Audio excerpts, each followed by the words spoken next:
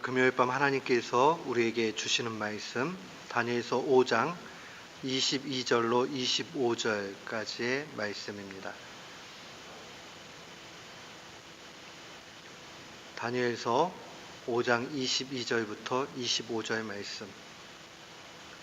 우리 22절부터 같은 마음으로 25절까지 함께 봉독토록 합니다.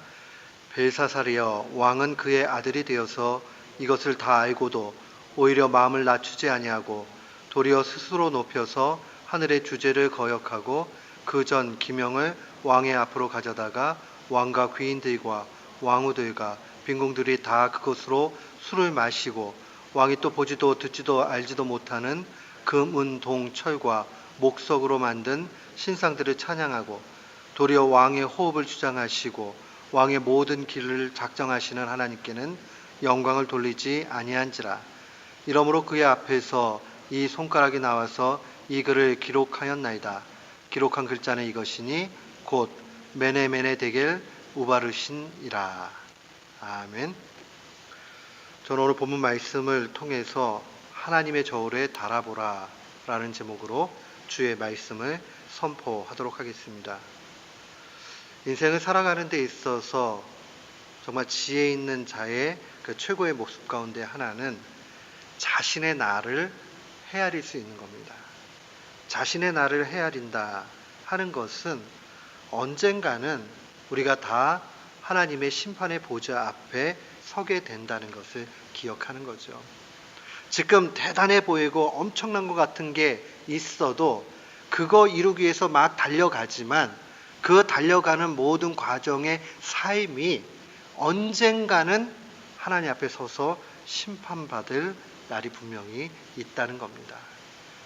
건강한 청년도 노년이 될 것이고 또 천천히 가는 세월같이 보이는 것도 아주 화살과 같이 빨리 지나갈 것입니다. 그래서 시인은 시편 90편 12절에 이렇게 고백합니다. 우리에게 우리 날 계수함을 가르치사 지혜로운 마음을 얻게 하소서. 우리 나를 계수해달라. 결국 유한한 인생이란 뜻이죠. 이 말은 우리에게 스스로 이러한 질문을 하게 만듭니다. 자신의 인생을 무엇으로 채우며 살 것인가? 신앙이라는 것은요, 결국 이 질문에 대한 끊임없는 답변 속에서 하나님과의 관계 속에서 또 마지막에 그것으로 인해서 심판받을 것을 기억하는 과정이다 볼 수 있습니다. 신앙이라는 것은 결국 우리의 삶의 질을 결정합니다. 세상 사회학자들은 삶의 질이 얼마만큼 여가를 누릴 수 있느냐, 얼마만큼 좀 목표를 다다랐느냐, 이런 걸로 두잖아요. 요즘에는 미국 안에서 굉장히 그 열풍이 일어나는 것 중에 하나가 조기 은퇴랍니다. 이 조기 은퇴가 그냥 한 5년, 10년 땡겨가지고 은퇴하는 게 아니고요. 젊은 시절에 돈을 바짝 벌어가지고 아주 일찌감치 은퇴를 하고 그 다음에 자기 여가를 이렇게 누리면서 사는 것. 그런 사람들, 젊은이들 사이에서 아주 유행입니다. 그래서 미국에서도 요즘에는 한 70% 정도를 저축을 하고 빠른 사람들은 40도 되기 전에 은퇴를 하는 거죠. 그래서 은퇴 자금을 다 마련해 놓고 그거 안에서 이제 살아간다. 그런 유행이 있다고 그래요. 근데 정말 그렇게 하면 삶의 질이 높아질까? 약간의 지혜는 있을 수 있죠. 그러나 그런 삶 가운데서 언젠가는 우리의 생명이 다하고 나서 하나님의 엄위하신, 아주 엄중하신, 틀림이 없는 그 보좌 앞에 우리가 가야 한다는 겁니다. 그런 의미에서 우리의 인생은 무게 있는 삶, 다른 말로 얘기하면 가치 있는 삶을 살아가야 합니다. 그래서 오늘 말씀, 이 벨사살 왕의 스토리를 통해서 우리가 우리의 나를 계수할 수 있는 지혜를 달라라고 주님 앞에 간구할 뿐만 아니라 우리의 신앙의 결단이 언젠가 우리가 하나님의 보좌 앞에 서서 심판받을 그 계수의 때가 있다라는 것을 기억하는 시간이 되기를 축원합니다. 오늘 본문 말씀은 거대한 바벨론 제국의 그 운명에 대한 마지막 부분들이 기록되어져 있습니다. 보통 우리가 바벨론의 마지막 왕을 벨사살 왕으로 보통 봅니다. 그 다음에 메대 출신의 다리오 왕이 등장은 하지만은 보통 우리가 이야기할 때에 정통적인 이 바벨론의 마지막 왕으로 벨사살 왕이 등장을 합니다. 우리가 여기 이렇게 보면 22절 말씀에 벨사살이여 왕은 그의 아들이 되어서, 그의 아들이라는 것은 느부갓네살 왕을 지칭하는 말입니다. 근데 실제로는 느부갓네살 왕의 직통 아들은 아닙니다. 그 얘기는 좀 대수가 건너져 가지고 있는 아들이에요. 실제 이 벨사살의 아버지는 나보니두스가 그 자기의 친아버지입니다. 그리고 느부갓네살은 그 선대의 왕으로 그렇게 볼 수 있습니다. 이 느부갓네살 왕의 집안은 언제나 마르둑이라는 그러한 바벨론 신을 섬겼습니다. 그런데 벨사살 왕은 이 나보니두스부터 신이라는 그러한 바벨론 신을 섬겼어요. 그러다 보니까 실제 여기에는 나타나지 않지만 두 집안 사이에 보이지 않는 영적 암투가 나타나게 됩니다. 그리고 느부갓네살을 지지했던 그 느부갓네살 사람들과 페르시아 사람들은 점점 그 바벨론 사람들은 점점 페르시아의 고레스 왕에게 마음을 내주는 아주 묘한 상황이 진행되고 있는 그런 위치였습니다. 그러다 보니까 이 벨사살 왕이 연회를 열고 하는 이런 일들이 반대쪽에 있는 사람들에게는 그닥 그렇게 좋아 보이지 않았습니다. 이런 가운데서 오늘 이 일이 나타납니다. 그 일이 무엇이냐면 앞선 이제 그 5장의 3절과 4절에 보면 이런 일들이 나타나요. 예루살렘 하나님의 그러니까 예루살렘 성전을 얘기하는 거예요. 성소에서 취하여 훔쳐온 은근 기명은 거기에 있는 그릇들을 얘기하는 거죠. 그러니까 하나님의 성전 안에 있던 그릇들을 가지고 와가지고 왕이 귀인들과 왕후들과 빈궁들로 더불어 그거를 갖다가 자기 술잔으로 사용을 합니다. 그리고 술을 마시고 금은동 목철 이런 걸로 만든 신들을 찬양하는 일들이 오늘 본문 가운데 나타납니다. 엄청난 일이죠. 한번 생각해 보세요. 이것은 바벨론 왕이 하나님을 능멸하는 완전한 그러한 행동입니다. 예루살렘 성에서 탈취해 온 그 물건을 가지고 술잔을 삼았고 그 다음에 이방신을 찬양하는 일들이죠.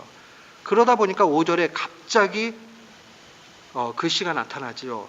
그때에 사람의 손가락이 나타나서, 이 사람의 손가락이라는 것은 하나님께서 부르신 천사의 손가락으로 그렇게 보통들 해석을 합니다.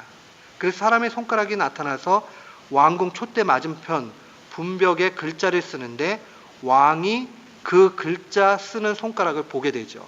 그러면서 완전히 얼어버립니다. 그리고 사지가 부들부들 떨리고 정신이 혼미하고 어떻게 패닉 상태에 완전히 그렇게 되는 거지요. 그러면서 이 내용을 해석해야 되는데 해석할 사람을 찾지 못하다가 왕화 한 사람의 기억 가운데서 이 벨드사살이라고 일컬어지는 다니엘을 기억하게 됩니다. 그리고 다니엘로 하여금 오늘 본문 말씀을 해석하게 만듭니다. 거기에 쓰여진 글자는 25절에 나온 대로 메네메네 데겔 우바르신이라는 글자였어요. 이게 도대체 아람어인지 히브리어인지 정확하지는 않아요. 그렇지만 왜 사람들이 딱 보고 해석을 못했을까 했을 때 여기에는 많은 상징과 함축이 있어서 박사들이나 이런 사람들이 온전히 해석을 못했다라고 봅니다. 이 메네라는 말은 넘버, 수라고 보면 돼요. 수. 그리고 실제로 그쪽 이제 아카디아 지역의 그 아카디어어들은 이 명사와 동사가 구분이 안 돼 있는 그러한 단어들도 굉장히 많습니다. 그러다 보니까 이게 이제 메네라고 얘기하면 넘버, 수, 또 때로는 수를 측량하다, 뭐 이런 뜻을 가지고 있어요. 그 다음 데겔이란 말은 무게를 달았다 이런 얘기예요. 데겔이라는 말이요. 무게라는 뜻도 되고요. 그 다음에 우바르신이라고 얘기할 때 우는 and, 히브리어도 똑같아요. 우라는 말 자체가 and, 그리고 바르신이라는 말은 divide, division, 분리가 됐다 이런 얘기예요. 그러니까 이게 지혜 가운데서 다니엘이 해석을 할 때는 숫자와 무게를 달아보니까 부족하다. 그래서 결국 나라가 나뉘어진다 하는 그런 의미를 가지고 있습니다. 숫자, 무게, 모든 양을 측정하는 그런 단위잖아요. 이런 것들에 있어서 함량 미달이 되었고 심판받고 심판의 결과는 나라가 나뉘는 거다라는 것, 나라의 멸망에 대해서 이야기를 합니다. 오늘 이 스토리를 바라보면서 왜 벨사살이 하나님 앞에 무게를 달았을 때 무슨 무게가 이렇게 부족했는가 하는 것을 볼 필요가 있습니다. 22절에 보니까 다니엘이 담대히 이런 이야기 하죠. 벨사살이여, 왕은 그의 아들이 되어서 이것을 다 알고도, 이 느부갓네살 왕의 꿈의 내용들을 보면서 또 경고의 메시지를 계속 들어왔기 때문에 이것을 다 알고도 오히려, 이 말이 중요해요, 오히려 마음을 낮추지 않았다. 마음을 낮추지 않았다라는 것은 겸손하지 않고, 다른 말로 얘기하면 교만했다. 교만의 문제가 지금 이 나라 멸망, 개인의 멸망의 중심이 되어 있다는 것을 보게 됩니다. 하나님을 섬기지 아니하고 우상을 섬기고 이방 신을 가까이 하는, 그리고 심지어는 하나님을 능욕하는 일, 이것이 결국 교만의 중심이라는 거죠. 우리는 이쯤 되면 이런 생각을 합니다. 그래, 벨사살은 이방 왕이었고 하나님 앞에 진노를 받아 마땅해 라고 생각을 합니다. 그런데요, 겸손이라는 것은요, 성경은 오직 한 가지 기준을 주로 얘기합니다. 하나님을 의지했느냐 의지하지 않았느냐, 이게 기준점이에요. 그러면 하나님을 의지하지 않는 모든 상황들 속에서는 자기 자신을 의지하거나 아니면 다른 것을 의지하거나, 오늘 본문에 나와 있는 대로 금, 동, 철, 목, 석, 이런 거를 의지해 갈 수 있다는 거죠. 우리 스토리로 얘기하면 하나님을 의지하지 않고 자기 지혜에 의지하거나 자기 부모를 의지하거나 주머니에 돈을 의지하거나 아니면 내가 아는 사람들의 권력을 의지하거나, 이거로 간다는 얘기예요. 결국 이 문제가 멀리 떨어진 이야기가 아니라는 겁니다. 결국 하나님을 의지하지 않는 것, 그 무게를 마지막에 달았을 때에, 그 무게가 함량 미달이 되었을 때에 그 인생을 한마디로 후회할 수밖에 없는 인생이고, 후회로 가득 찬 인생, 허무한 인생, 어리석은 인생이 되고 만다 하는 것을 보여줍니다. 우리가 하나님 말씀 읽으면서 너무 멀리 떨어져서 읽거나 아니면 마치 통쾌하게 내가 다니엘이고 내가 하나님을 잘 섬기는 하나님의 왕의 관점에서 읽지 않기를 원합니다. 어쩌면 우리가 하나님 앞에 그러한 모습이 있는 듯 하지만 실상 우리의 작은 삶의 순간순간마다 하나님을 멸시하고 하나님을 의지하지 않고 오히려 나의 지혜와 나의 생각과 나의 원함과 이게 앞서 나갈 수 있다는 것에 경고받아야 됩니다. 이런 일도 우리 가운데 얼마든지 잘 나타납니다. 대표적인 것이 어떤 일을 결정할 때 기도하지 않는 거죠.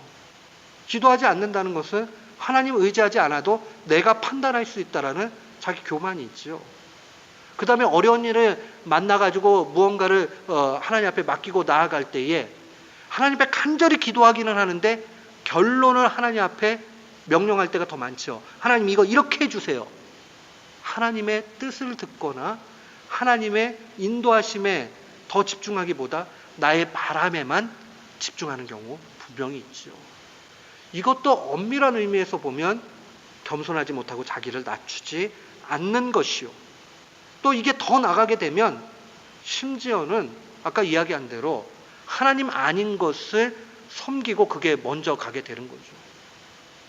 실제로 그래요. 가난한 마음이 되지 않으면, 우리가 가난한 상황 되지 않으면 간절한 기도가 나오지 않습니다. 우리 기본권이라고 얘기하는 의식주의 문제의 위협을 받아보세요. 얼마나 간절히 기도하게 되는지. 또 우리의 앞에 미래가 걸린 일, 너무 중대한 일이라고 하면 얼마나 매달리고 기도를 하겠습니까? 근데 그러지 않는다라는 것은 결국 내 힘으로 어느 정도는 할 수 있어 라는 생각이 되는 거죠. 그 가운데 우리도 모르는 사이에 하나님을 멸시하는 일이 나타납니다. 시편 14편 1절은 이렇게 증거합니다. 어리석은 자는 그 마음에 이르기를 하나님이 없다 하는도다. 저희는 부패하고 소행이 가증하여 선을 행하는 자가 없다. 이게 무서운 게 무엇이냐면요, 어리석은 자는 하나님이 없다라고 하는데 더 무서운 건요, 사탄은요 우리에게 너 기독교인이지 그리스도인이지 하나님 없다? 절대 이렇게 유혹하지 않아요. 하나님 계셔. 하나님 분명히 계시지. 하나님이 너를 사랑하셔. 이렇게 얘기해 놓고 우리 마음속에 하나님을 의지하지 못하도록 온갖 방해를 합니다. 기도를 하려고 그렇게 하면, 야, 하나님이 다 아시는데 기도 뭐 하려고 하냐. 그냥 짧게 기도해도 하나님 다 알아. 왜 그걸 갖다 그렇게 하냐. 그 다음에 이제 더 나가면, 야, 그냥 대충 타협해가지고 하나님 앞에 그 속달로 보내라. 결론을 그냥 보내면 돼요. 하나님 이거 해주세요. 그리고 귀를 막아버리죠. 이게 하나님이 계신데 계시지 않는 듯하는 그러한 실천적 무신론에 빠지는 전형적인 모습입니다. 기도 문제만 그런가요? 뭘 해결하고 할 때도 마찬가지예요. 그냥 이건 뭐 하나님이 하셔야지 이렇게 얘기해 놓고 믿음이 굉장히 있는 척해요. 이건 다 하나님이 하셔야지 해결이 됩니다. 그래 놓고 자기가 해야 될 분량들은 하지 않는 일이 얼마든지 있게 되죠. 이런 부분들도 하나님이 없는 듯 사는 모습의 부분이에요. 나중에는 결국 내가 탄식할 만한 후회의 삶을 살았구나라고 삶을 분명히 마음속에서 찢으면서 아쉽게 그렇게 마무리하게 될 겁니다. 이 하나님이 없다라는 말은 결국 교만한 마음이 되고, 이 교만한 마음은 부패하고 타락하도록 열매를 맺게 합니다. 그래서 이 교만의 문제, 결국 욕심의 문제, 내가 중심이 되는 문제, 여기에서 모든 죄가 나온다는 것도 우리는 알아야 됩니다. 우리가 신앙의 문제가 곧 하나님을 의지하는 문제라는 것을 오늘 본문 말씀 가운데서 봐야 돼요. 벨사살 왕, 바벨론의 영광스러움의 마지막, 그래서 하나님께서 바사 왕국 페르시아를 갑자기 세우셔가지고 치시는 그 일들 가운데 중심은 무게를 달아보니까 함량 미달이었다. 뭐가 미달이었는가? 그것은 바로 겸손, 하나님을 의지하는 것, 자기를 낮추는 것, 여기에 실패했다는 사실을 분명히 알아야 됩니다. 사랑하는 성도 여러분, 사탄은 절묘합니다. 내 가진 게 없고 배운 게 없고 잘된 게 없고 막 이렇게 하면 교만하지 않을 것 같잖아요. 겸손해질 것 같잖아요. 사람은 그러지 않아요. 없으면 없는 대로 자기 아집에 똘똘 뭉쳐가지고 교만하기 십상입니다. 자기 그 상황들 속에서 교만이 계속 싹 트어지고 커져가는 것을 보게 돼요. 그렇기 때문에 우리가 한순간도 놓치지 않고 주님 앞에 붙어 있기를 힘써야 됩니다. 하나님이 내 삶에 개입하지 않으면 내가 금세 교만의 사람이 될 수밖에 없다는 것을 분명히 알아야 됩니다. 하나님 떠나면 죄로 가득 차게 됩니다. 교만, 욕심에서 죄가 양산됩니다. 야고보가 그래서 잘 얘기했잖아요. 야고보서 1장 15절에 욕심이 잉태한 즉 죄를 낳고 죄가 장성한 즉 사망을 낳는다. 죄에서 영원한 죽음 가운데 가는데 그 죄는 욕심, 내 것으로 자꾸 만들려는 거죠. 언제 그렇게 될까요? 내가 주인이 될 때. 언제 내가 주인이 될까요? 하나님을 떠나면 자신이 주인이 됩니다. 그리고 하나님 아닌 것을 하나님으로 여기며 그렇게 가려고 합니다. 오늘 이 밤에 우리가 좀 결단을 내려야 되겠습니다. 우리의 인생이 긴 것 같지만 언젠가 마지막 때가 있습니다. 자기의 날을 계수할 수 있는 지혜가 필요합니다. 마지막 날 분명히 하나님께서 다 저울에 다실 것입니다. 무엇을요? 우리의 겸손을. 우리가 얼마만큼 하나님을 의지했는가 하는 것을 분명히 다루실 거예요. 그 하나님의 저울에 달릴 때에 통과, 이렇게 되면 얼마나 좋아요. 너무 무거워서 야 너 진짜 무겁다 이렇게 하면 좋아요. 그런데 이 땅 가운데서는 사람들이 부러워할 만한 인생을 살았고, 그런데 하나님 모르고 자기 지혜대로 해가지고 살았다, 교만했다. 달아보니까는 이 저울이 움직이지도 않아요. 영에 그대로 있어요. 그러면 얼마나 부끄럽고 나중에 그것으로 인해서 내 인생이 잘못됐구나 생각하겠습니까? 사랑하는 성도 여러분, 우리는 날마다 하나님의 저울에 달아보는 신앙을 살아야 됩니다. 저녁에 내가 오늘 하나님을 얼마만큼 의지했는가, 내 의지한 것이 신앙의 무게라는 사실을 분명히 기억을 해야 됩니다. 저희가 공포심 자극하는 것 아닙니다. 이것이 우리에게 날마다 필요합니다. 제가 어릴 때 저희 누나들하고 막 놀다 보면, 제가 막내고 그러니까 잘 말 안 들었겠죠. 그러면은 누나들이 엄포를 준다고 이런 얘기 했어요. 너 이렇게 말 안 들으면 저 지옥불에 계단이 막 여러 개 있는데 지옥에 한 계단 한 계단 내려가는 거야. 근데 그때 너무 무서웠어요. 아, 내가 바로 안 사는 게 이렇게 지옥으로 떨어지는 거구나. 종종 그 광경을 떠올려요. 아, 내가 하나님을 의지하지 않고 교만하게 살 때 내가 하나님의 저울에서 함량미달이 되는구나 라는 생각을 합니다. 어떤 날은 함량이 충분할 때도 있고 어떤 날은 부족할 때도 있겠죠. 그러나 언제나 우리는 자기를 살펴봐야 됩니다. 내가 하나님을 의지하고 사는가, 하나님 앞에 맡기고 사는가, 하나님 앞에 전적으로 내 인생을 다 매달고 사는가. 어떻게 하면 이렇게 되겠습니까? 두 가지 질문을 꼭 하세요. 두 가지 질문을. 첫 번째 질문은요, 나는 모든 일을 하나님과 상의하며 시작하는가 하는 질문에 답을 해야 됩니다. 나는 날마다 모든 일에 하나님과 상의하는가. 상의하지 않으면 그게 바로 잘못된 신앙이죠. 상의한다는 것은 하나님의 지혜를 의지하는 겁니다. 사도는 고린도전서 1장 25절에 이렇게 이야기합니다. 하나님의 어리석음이 사람보다 지혜롭고 하나님의 약하심이 사람보다 강하다. 우리 볼 때는 하나님은 아무것도 아닌 것 같다, 이렇게 생각이 들지 몰라요. 그러나 신앙의 눈으로 가서 보면 하나님은 엄청나신 분, 정말 우리가 감히 우리의 입에 담을 수 없는 분이라는 거 잘 알잖아요. 그러니까 언제나 우리 일을 할 때에, 하루를 시작하고 마무리할 때에 질문해 봐야 돼요. 내가 하나님과 모든 일을 상의하며 시작하는가. 큰 일이든 작은 일이든, 밥 먹는 일까지도 하나님 앞에 정말 상의하면서 갈 필요가 있습니다. 두 번째 질문은 이거예요. 나는 열매 있는 삶을 살고 있는가. 하나님을 의지하는 사람에게는 반드시 열매가 나타납니다. 하나님을 의지하지 않는 교만한 사람에게는 열매가 나타나는데 어떤 열매냐?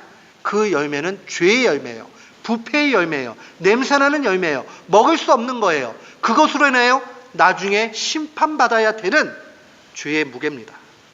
그러나 하나님을 의지해서 신앙적 삶을 살 때에는 사랑의 열매가 나타납니다.